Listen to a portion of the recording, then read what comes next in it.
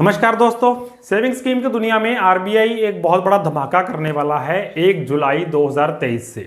Definitely 1 जुलाई 2023 से interest rate RBI bonds के बहुत ज़्यादा बढ़ जाएंगे और बढ़कर हो जाएगा 8.05%। कम से कम इतना तो होगा ही, इससे ज़्यादा भी हो सकता है। ये सब कुछ हम क्यों बता रहे हैं आपको और इसके पीछे हमारा बात का बेस क्या है, ये सब कुछ आने वाली वीडियो में हम जानेंगे।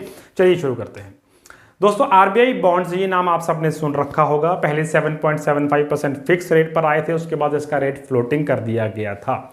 जब आप गूगल करेंगे आरबीआई बॉन्ड्स तो यहाँ कंफ्यूज आपको नहीं होना है, क्योंकि आरबीआई पॉलिटिकल बॉन्ड्स भी आते हैं जो पॉलिटिकल डोनेशन के लिए होते हैं, जिनमें रेट ऑफ इंटरेस्ट 8.51% तक भी मिल जाता है। हालांकि रिटेल इन्वेस्टर भी उसमें इन्वेस्ट कर सकता है, लेकिन कहीं पर भी रिकमेंडेड नहीं है कि रिटेल इन्वेस्टर उन सब चीज़ों में पड़े। सिंपल रहना चाहिए इन्हीं बॉन्ड्स के अंदर, जो हम आरबीआई बॉन्ड्स की बात करने वाले हैं आज के वीडियो में। Business today, money control, live मिट, इन सब पर आपको जो आरबीआई बॉन्ड्स, दूसरे पॉलिटिकल बॉन्ड्स हैं, उनका ब्यौरा मिल जाएगा और वहां पर देखकर आप समझ भी पाएंगे कि क्यों आपको उनके अंदर इन्वेस्ट नहीं करना चाहिए। बॉन्ड शब्द के साथ उलझना नहीं है आम आदमी को। बॉन्ड एक तरह की एफडी ही होती है। एफडी जब आप करवाते हैं तो आप बैंक में या पोस्ट ऑफिस में करवा रहे हैं, लेकिन बॉन्ड्स आप सीधे रिजर्व बैंक ऑफ इंडिया के पास अपनी एफडी करवा रहे हैं।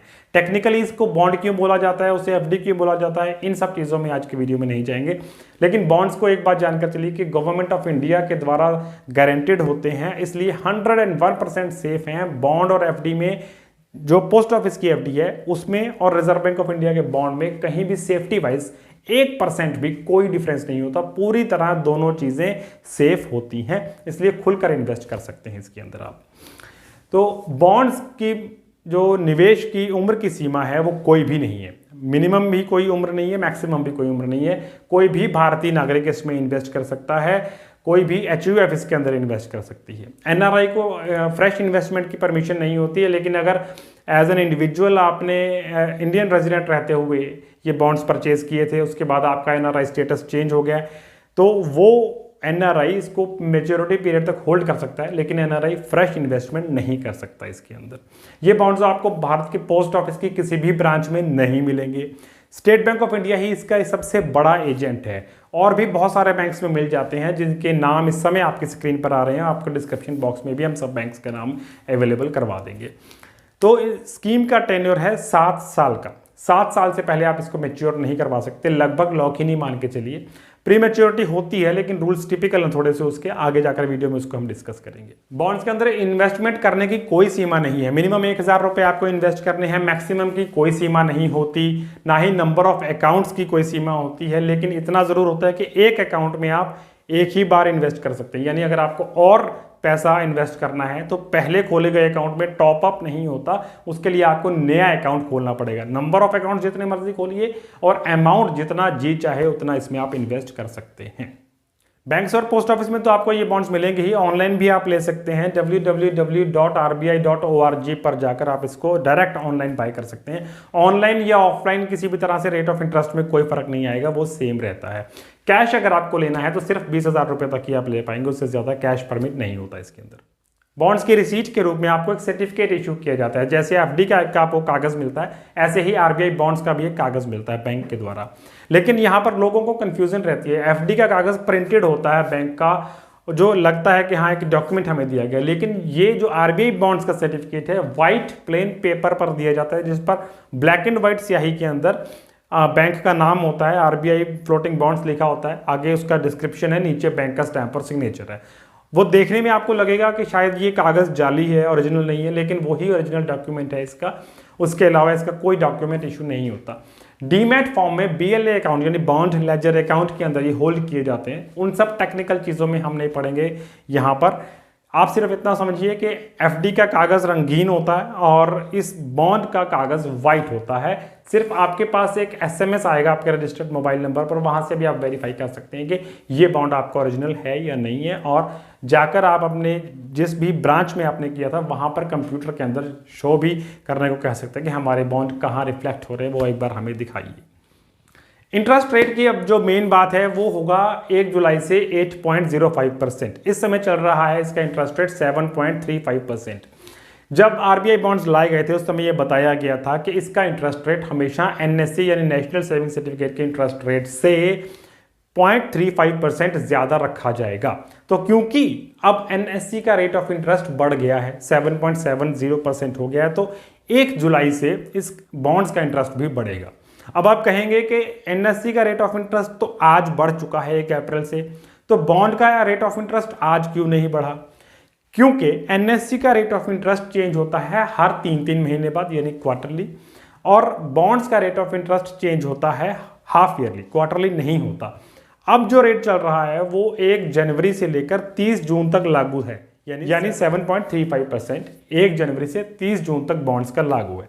अब क्योंकि एनएससी का रेट बढ़ गया है तो बॉन्ड का भी बढ़ेगा, और डेफिनेटली एनएससी का रेट ऑफ इंटरेस्ट अगले क्वार्टर में घटेगा नहीं। इंटरेस्ट रेट बढ़ने की दौर में है इस समय, और आगे और भी बढ़ सकते हैं। कम से कम अभी अभी एनएससी का रेट ऑफ इंटरेस्ट बढ़ाया गया, तो अगले क्वार्टर में डेफिनेटली ये घटने वाला नहीं है, रादर यहाँ से और बढ़ सकता है। तो अगर 7.70% भी मेंटेन करता है एनएससी का रेट ऑफ इंटरेस्ट, तो भी बॉन्ड्स का रेट ऑफ इंटरेस्ट 1 जुलाई से लेकर 31 दिसंबर तक के 6 महीनों के लिए 8.05% होना तय है। आने वाले 6 महीनों के बाद बदलता रहेगा। ये जो नया रेट ऑफ इंटरेस्ट होगा, ये आरबीआई बॉन्ड्स में इन्वेस्ट करने वाले पुराने इन्वेस्टर्स और नए इन्वेस्टर्स दोनों पर लागू होगा।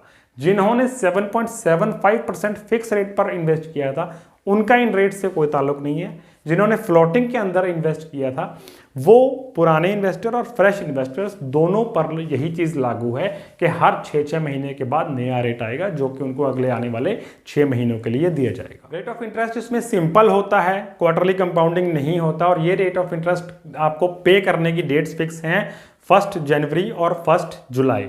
आपने किसी भी दिन इन्वेस्ट किया हो, उतने दिनों का रेशो निकालकर रेट ऑफ इंटरेस्ट आपको दिया जाएगा, और वो इंटरेस्ट आपके अकाउंट में आ जाएगा। लेकिन उसके बाद हर 6 महीने बाद फिक्स डेट्स पर आपको रेट ऑफ इंटरेस्ट मिलेगा। ऐसा नहीं है कि जिस डेट पे आपने इन्वेस्ट किया वहाँ से लेके 6 महीने बाद आपको इंटरेस्ट आएगा।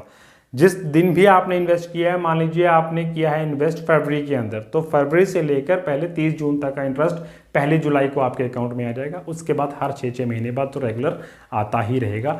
दूसरा कोई भी ऑप्शन यानी कम्युलेटिव या क्वार्टरली पेमेंट का, ईयरली पेमेंट का इसके अंदर अवेलेबल नहीं होता। प्री मैच्योरिटी की बात करते हैं। जिन लोगों की उम्र 60 साल से कम है वो इसको प्री मैच्योर कर ही नहीं सकते, किसी भी कंडीशन में नहीं कर सकते। जिन लोगों की उम्र इन्वेस्टमेंट करने वाले दिन 60 साल से लेकर 70 साल के बीच में है, वो इसको 6 साल पूरे होने के बाद प्री मैच्योर कर सकते हैं। जिन लोगों की उम्र इन्वेस्टमेंट वाले दिन 70 साल से लेकर 80 साल के बीच में है, वो इसको 5 साल के बाद प्री मैच्योर कर सकते हैं। और जिनकी उम्र इन्वेस्टमेंट वाले दिन 80 साल से ज़्यादा है, वो इसको 4 साल के बाद प्री मैच्योर कर सकते हैं। लेकिन प्री मैच्योरिटी के लिए आपको पेनल्टी देनी होगी। मान लीजिए आपने इसको फरवरी में प्री मैच्योर करवाया, तो जो 31 दिसंबर तक यानी कि पिछले वाले 6 महीनों में जो इंटरेस्ट आपको दिया गया था, वो आधा इंटरेस्ट आपकी प्रिंसिपल अमाउंट में से काट के फरवरी में ही आपको बाकी की अमाउंट आपको वापस कर दी जाएगी। लेकिन जो मान लीजिए 12 फरवरी डेट है आपकी प्री मैच्योरिटी की, तो जनवरी और फरवरी के 12 दिनों का जो इंटरेस्ट बनता होगा वो आने वाली 1 जुलाई को आपको पे किया जाएगा। वो प्री मैच्योरिटी की जो मूलधन की रकम आपको वापस की जा रही है, उसके साथ ही आपको ये वाला इंटरेस्ट पे नहीं किया जाएगा। डेथ केस को लेते हैं अगर, तो डेथ केस में भी ये प्री मैच्योर नहीं कर सकते आप। डेथ अगर हो जाती है अकाउंट होल्डर की, ये तो भी ये अकाउंट नॉमिनी के नाम पर या उसके लीगल ईयर्स के नाम पर शिफ्ट हो जाता है, और उस नॉमिनी या लीगल ईयर को मैच्योरिटी पूरी होने तक इस अकाउंट को होल्ड करना पड़ता है। जनरली सेविंग स्कीम्स डेथ से मैच्योर हो जाती हैं, लेकिन इसमें ऐसा ऑप्शन नहीं है। नॉमिनी को भी ये अकाउंट आगे कंटिन्यू करना पड़ता है। इनकम टैक्स की बात करते हैं तो यहाँ ये थोड़ा सा कमज़ोर नज़र आता है। एटीसी का इसके अंदर आपको कोई बेनिफिट नहीं मिलेगा। जो भी आपको इंटरेस्ट रिसीव होता है वो आपकी टोटल इनकम में ऐड होगा, और आपको अपने टैक्स ब्रैकेट्स के हिसाब से उस पर टैक्स देना होता है। और टीडीएस इस पर एप्लीकेबल होता है। सालाना अगर 10,000 से ज़्यादा आपका ब्याज बन जाता है तो टीडीएस आपसे काटा जाता है। यहाँ पर आप टीडीएस बचा भी सकते हैं, लेकिन 15H या 15G फॉर्म से नहीं। यहाँ इस अकाउंट के अंदर 15G 15H फॉर्म काम नहीं करेगा, बल्कि अकाउंट ओपन करते समय ही आपको इनकम टैक्स डिपार्टमेंट से एक exemption form, tax exemption form लेना होगा। वो भर के इनकम टैक्स डिपार्टमेंट से अप्रूव करवा के वो इन्वेस्टमेंट के समय ही आपको आरबीआई को देना है। उसी से आप केवल टीडीएस से बच सकते हैं, 15G 15H भर के नहीं बच सकते।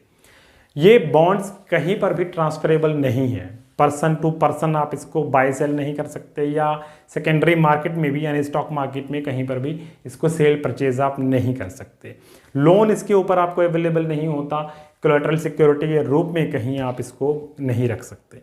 तो दोस्तों ये थे आरबीआई फ्लोटिंग बॉन्ड्स के डिटेल्स। बॉन्ड्स फिर भी बहुत अच्छे हैं, हालांकि इनकम टैक्स को लेकर थोड़ा सा सेटबैक है, लेकिन 8.05% रेट इस समय बहुत अच्छा है और पूरी संभावना है कि आने वाले 3 साल तक, ये बात आज आप याद रखिएगा कि आने वाले 3 साल तक ये रेट्स ऐसे ही मेंटेन रहने वाले हैं, इससे ज़्यादा डाउन नहीं जाएंगे। 3 साल के बाद के समय में हो सकता है इंटरनेशनल सिनेरियो जो भी बने उसके मुताबिक ये रेट डाउन जाए, लेकिन मौजूदा समय के अंदर या तो हाईएस्ट रेट आपको दे रहा है एनएससी या फिर उसके बाद ये फ्लोटिंग बॉन्ड्स 8.05% बहुत अच्छा रेट है, जबकि सीनियर सिटीजन्स को ही 8.20% मिल रहा है सीएसएस से। तो यहाँ पर 8.05% तो बहुत अट्रैक्टिव रेट है और 7 साल का टेन्योर है, वो भी अच्छा है। प्री मेच्योरिटी की कंडीशंस अगर आपको सूटेबल हो, लगभग प्री मेच्योर आप नहीं कर सकते, पहले 4-5 साल तो बिल्कुल नहीं, और जो सीनियर सिटीजन हैं वो भी, जनरल सिटीजन तो कर ही नहीं सकते। अगर ये शर्त आपको मंजूर है और टैक्स की सेविंग्स आप किसी और स्कीम में कर पाएंगे, तब डेफिनेटली आपको आरबीआई बॉन्ड्स के अंदर इन्वेस्ट करना चाहिए। दोस्तों अगर आपके फिर भी कोई सवाल बाकी हैं तो नीचे कमेंट बॉक्स में जाकर जरूर पूछिएगा, यथासंभव उसका उत्तर देने का प्रयास करेंगे। वीडियो को लाइक और चैनल को सब्सक्राइब और वीडियो को कभी कभी शेयर भी कर दीजिएगा। डिफरेंट मूड्स को देखने के लिए शुक्रिया। Thank you.